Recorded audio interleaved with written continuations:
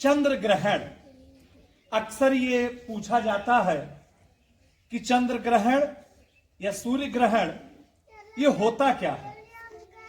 तो कल मैंने खूब अच्छे से आपको कक्षा के अंदर जो दीवार पर चित्र बना है चंद्र ग्रहण का, उस चित्र के माध्यम से मैंने पूरी बात आपको समझाई थी। चंद्र ग्रहण किस स्थिति को चंद्र ग्रहण कहते हैं? यानी भाई जितने भी ग्रह उपग्रह हैं वो एक दूसरे का चक्कर लगा रहे हैं। जितने भी ग्रह उपग्रह हैं वो क्या कर रहे हैं? अपने अक्ष पर सब घूम रहे हैं। पृथ्वी भी अपने अक्ष पर लगातार घूम रही है, और पृथ्वी जो घूम रही है इसी कारण से तो ये दिन रात हो रहे हैं। अगर पृथ्वी घूमना बंद कर दे तो ये दिन रात होगा? नहीं होगा। क्या होगा हमें भी नहीं पता है। लगातार अपने अक्ष पर घूम रही है और इसी वजह से ये दिन रात हो रहे हैं। तो सूर्य भी चक्कर लगा रहा है, पृथ्वी भी घूम रही है, और पृथ्वी ग्रह है, इसका उपग्रह चंद्रमा।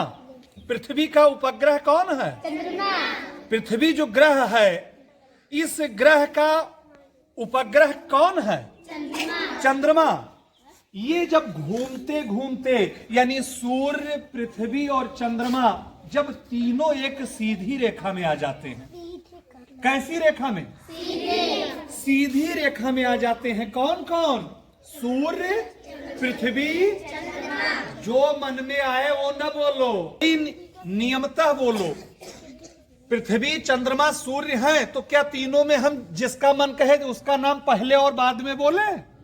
नियम है। तो कहने का मतलब मेरा यह है कि जब सूर्य, पृथ्वी और चंद्रमा तीनों एक सीधी रेखा में होते हैं, तो कल मैंने बताया था आपको कि इस समय चांदनी रात है ना।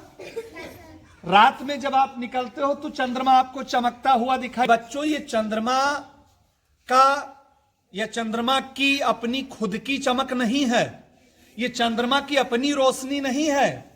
चंद्रमा कब चमकता है? का प्रकाश चंद्रमा पर पड़ता है तो चंद्रमा चमकता है, और हम देखते हैं तो कहते हैं देखो चंद्रमा चमक रहा है, कितना अच्छी, कितना सुंदर रोशनी। तो चंद्रमा का अपना स्वयं का कोई प्रकाश नहीं होता।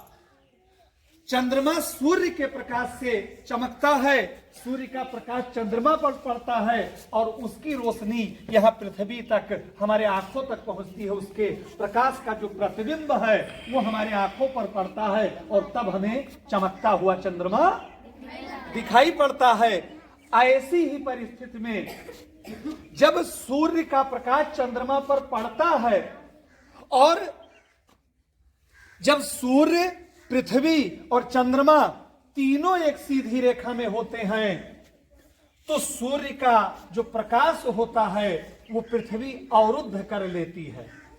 चंद्रमा के ठीक सामने पृथ्वी के होने के कारण जो सूर्य का प्रकाश है वो चंद्रमा पर नहीं पड़ पाता है, और जब सूर्य का प्रकाश चंद्रमा पर नहीं पड़ता है तो उस पे अंधेरा सा हो जाता है। चंद्रमा पर क्या हो जाता है? पूरा चंद्रमा अंधेरा सा हो जाता है, और ऐसी ही स्थिति को हम चंद्र ग्रहण की स्थिति बोलते हैं। क्या बोलते हैं?